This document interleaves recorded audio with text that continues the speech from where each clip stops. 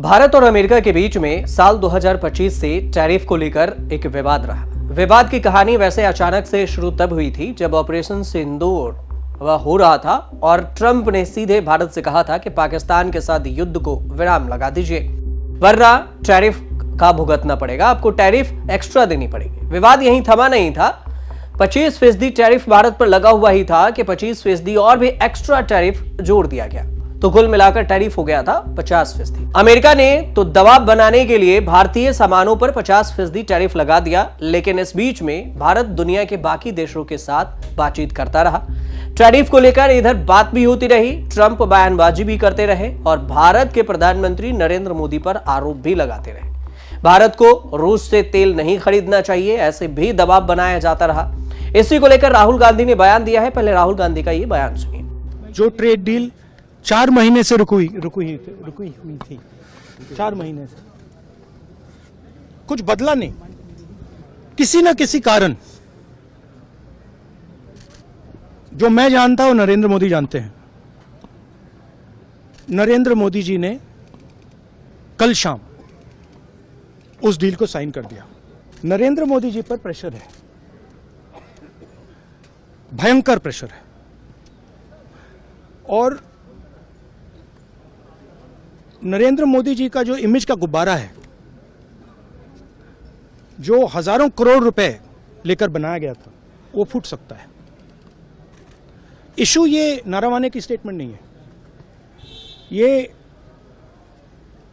ये side show है, और वो भी जानते हैं, मैं भी जानता हूं।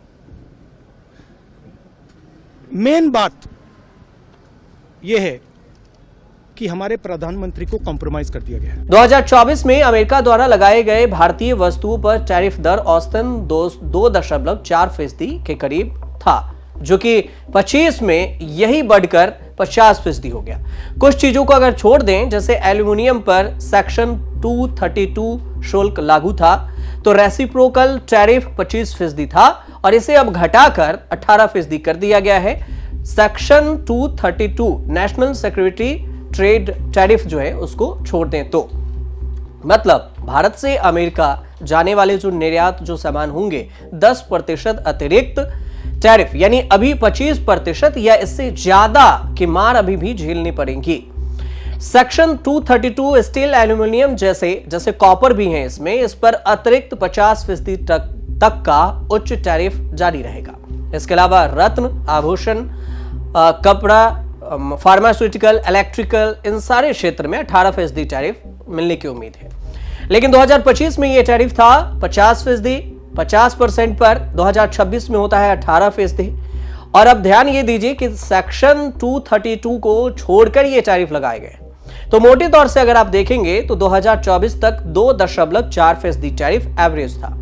2025 में 50 और 2026 में 18% आया है। सेक्शन 232 को छोड़ दिए तो अब मेड इन इंडिया वाले पर ये चीजें लागू होंगे।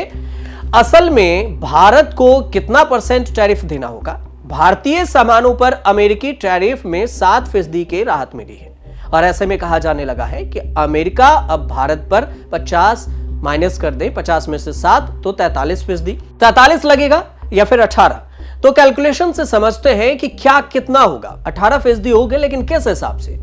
जुर्माने के तौर पर अमेरिका ने भारत पर 25% टैरिफ एक्स्ट्रा लगाया था, जिसको अब खत्म करने की बात हो रही है। बचे हुए 25% पर रेसिप्रोकल टैरिफ से 7% घटा दिया गया है, मतलब यह हो गया 18%। इस तरह से कुल मिलाकर देखिएगा तो जो 32% टैरिफ भारत को छूट मिला है अमेरिका की तरफ से, लेकिन डील के अनुसार से भारत पर 50% की जगह पर केवल 18% टैरिफ ही देना होगा।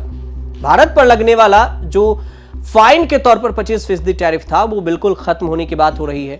अब 50 के जगह पर 18% टैरिफ लगने की बात हुई है, लेकिन यूरोपीय यूनियन, जापान और दक्षिण कोरिया के मुकाबले थोड़ा सा अतिरिक्त टैरिफ झेलना पड़ेगा भारत को। अमेरिका ने ब्राजील, म्यांमार, लाओस, चीन और दक्षिण अफ्रीका पर सबसे अधिक टैरिफ लगा रखा है। ब्राजील पर 50%, म्यांमार पर 40%, लाओस पर 40 और चीन पर 37%, दक्षिण अफ्रीका पर 30% टैरिफ वर्तमान में लगा हुआ है। ट्रंप ने वियतनाम पर 20%, बांग्लादेश पर 20%, पाकिस्तान पर 19%, मलेशिया पर 19%, कंबोडिया पर 19% और थाईलैंड पर 19% टैरिफ लगाया हुआ है। इस लिहाज से देखेंगे तो भारत इन देशों से अब थोड़ा सा बेहतर स्थिति में जरूर होगा। लेकिन भारत की जिन कंपनियों का अमेरिका में बड़ा कारोबार है, उन्हें इस डील के मार्जिन में राहत और बेहतर ऑर्डर मिलने की उम्मीद है।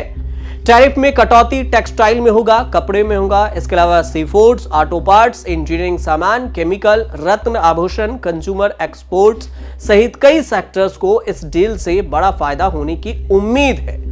अब ट्रंप और मोदी के बयानों में थोड़ा सा अंतर समझिए, विवाद उसके बाद समझ में आ जाएगा। सबसे पहले ट्रंप कहते हैं कि भारत अमेरिका से 500 अरब डॉलर से ज्यादा खरीदेगा, लेकिन मोदी ने अपने सोशल मीडिया पोस्ट में ऐसी कोई घोषणा ही नहीं की, ना ही सरकार के किसी अधिकारी की ओर से इसे लेकर कुछ कहा गया।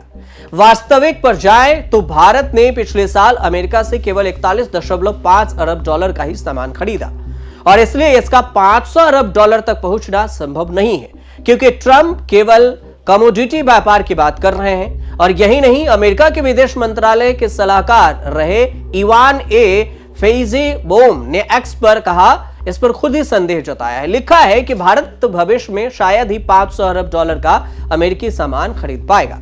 ट्रंप दावा कर रहे हैं कि मोदी ने रूसी तेल के खरीदना बंद करने की बात कही है, इस पर सहमति जताई है, लेकिन मोदी के बयानों में यह सहमति दिख नहीं रही है। अब अमेरिकी राजदूत सर्जियो गौर का कहना है कि ट्रंप पीएम मोदी के बीच में बातचीत जो हुई है उसका हवाला देते हुए कह रहे हैं कि भारत पर कुल 18% ही टैरिफ लगेगा।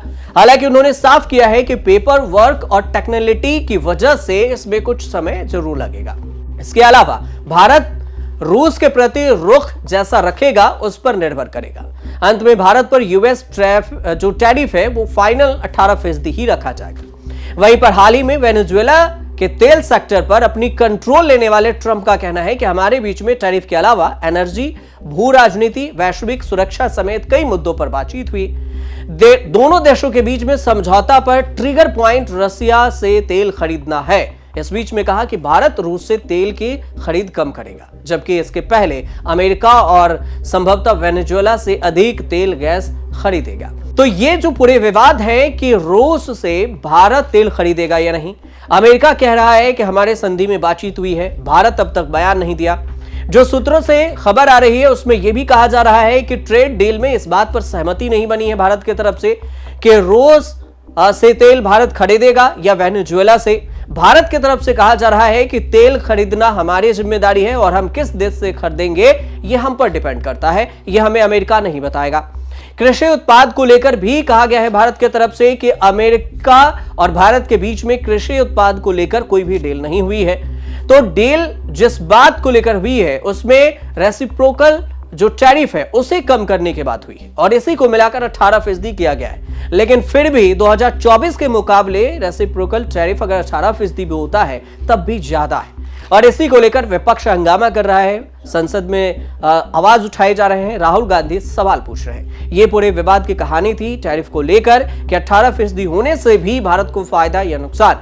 ये उम्मीद करते हैं कि आपको ये समझ में आ गई हो। अगर आपके इस पर कोई राय हो कि क्या जो टैरिफ रेट है वो कम करने से भारत को फायदा है या अमेरिका को, यह हमें कमेंट करके जरूर बताइएगा और देखते रहिए न्यूज़ तक।